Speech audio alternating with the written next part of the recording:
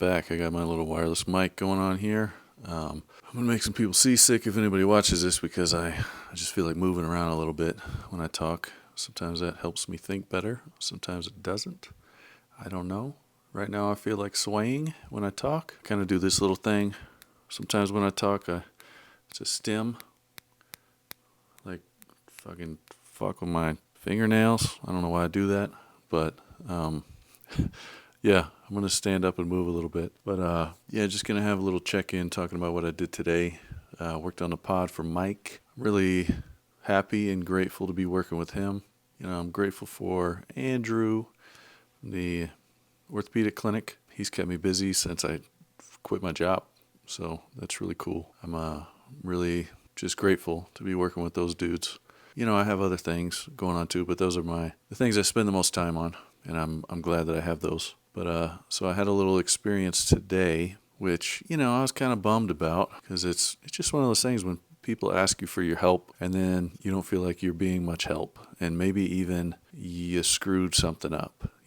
So it's even worse whenever they are asking you for your help because they believe that you have expertise or something where that you can help them, but then you end up screwing it up. That's why my biggest fear, I think, with picking up work or doing work with folks is I don't want to screw things up for people, and I don't want to let them down. I want to do the best that I can for them, So this experience I had today, there's this fella in town here. He is actually starting up a podcast with a guy that he knows who's a realtor in St. Louis. He had a podcast set up for today, so he wanted me to come up and, just check out the setup and make sure that it was all going to work and, whatever. And they're kind of on a time crunch because the guest was coming in. So I drove in there and I looked at their setup. Now, keep in mind, the podcast experience that I have is with Adam, who is a guy that I didn't really learn a whole lot about, specifically the equipment setup, right? And now, I'm not blaming this on anybody because I screwed up today, and that's the point that I'm getting to here. So I didn't have a lot of experience with actually setting up the equipment, and even if I did, I'm usually not, like when there's pressure involved of any degree, I don't always do well. Even if I know what I'm doing, sometimes I screw up just because I feel like there's like some pressure and I'm going to let somebody down, I'm always kind of thinking about that. And then these other podcasts I've been doing, like with Matt, Vincent, and Brant, right? That was already all set up. And so I just kind of came into it. Brant just showed me, here's how you record, make sure that this is, you made a new folder for this and blah, blah, blah. So it was already done for me. So I didn't ever have to actually set the equipment up. And the equipment I'm talking about is a Rodecaster. Rodecaster is just like a little interface where you can plug in all of your microphones and you can record directly to the Rodecaster to like a micro SD card, and you can also have it plugged into like Adobe Audition on your computer or whatever, so you can have a backup recording, or maybe that's your primary recording and the one on the Rodecaster on the micro SD is the backup. But just so you have a little redundancy, just in case something happens and something fails or whatever, because that kind of happens sometimes.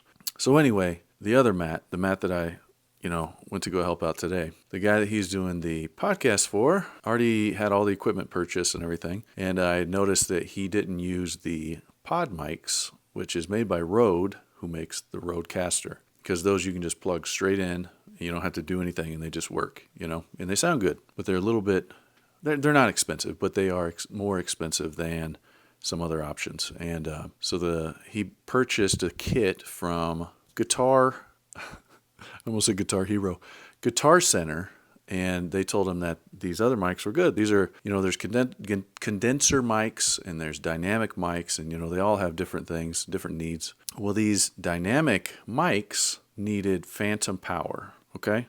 So that just means that they needed some extra power. You couldn't just plug them directly in to the Rodecaster to make them work. And so I was going through trying to figure it out. I'm like, maybe there's a setting in here that I'm missing. So I was going through all the settings and trying to find it. I Googled. I couldn't find it. So basically, they had to reschedule. The guest showed up, and he had to tell the guest, I'm sorry, we're having technical difficulties. Could you stay a little bit longer? We can go buy a thing that we need, because I told him that he needed to buy a phantom power supply that he could plug his mics into to make them work, because I didn't think that they would work. Whereas the pod mics, you could just plug straight in. You never have to think about it, So I was like, well, maybe you should just get those. They're a little bit more expensive, but you never have to think about it. Well, after I left, I came home and I got I got Mike's episodes finished up and published and everything. Well, Matt texted me and he said, hey, is this what we need? And they had gone through and found the setting to turn on phantom power on the Rodecaster. And so I felt like a fucking idiot, of course. And this was the thing that I feared about helping people, especially when there's pressure involved, with their work, their business, any kind of stuff like that. So I had basically told them, I don't think these are going to work. And so they had to send the guest away, and they had to reschedule for, I don't know when, next week or, whatever. But still, it sucks because it's inconvenient. I made a mistake, and because I made the mistake, they had to reschedule. And, people are busy. They have stuff going on. And, that guy made time. He had time set aside for this podcast, and then it didn't happen. And it feels like it's because of me. So, and maybe it is. Maybe it's my fault completely, So they found the solution. So I learned something, so that's valuable, right? But I guess the moral of the story here is you're going to fuck up sometimes. I didn't mean to fuck it up. And you're not going to mean to fuck it up. Nobody wants to fuck things up on purpose. It makes them look stupid. I feel stupid, right? But that's okay. Ultimately, this kind of shit happens. I didn't know the answer. Matt asked me to come in there and help out. And sometimes you don't know everything. If I had a little bit more experience with the Rodecaster going into this, then we could have avoided the problems. But I didn't. And I can't change not having experience. Because that ship has sailed, So, yeah, sometimes you're going to fuck up, and you just got to be okay with it. I learned something. I got something valuable out of it.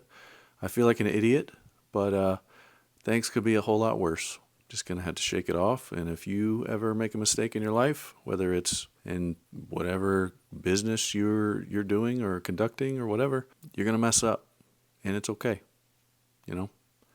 I look like an idiot to some degree, I'm sure, and the guy who he's doing the podcast for is probably like, this fucking guy, you brought him in here and he fucked it up. And that's true, but it's okay. You move on. There's no reason to dwell on these kind of things. In a couple months, nobody will even give a shit about this anymore.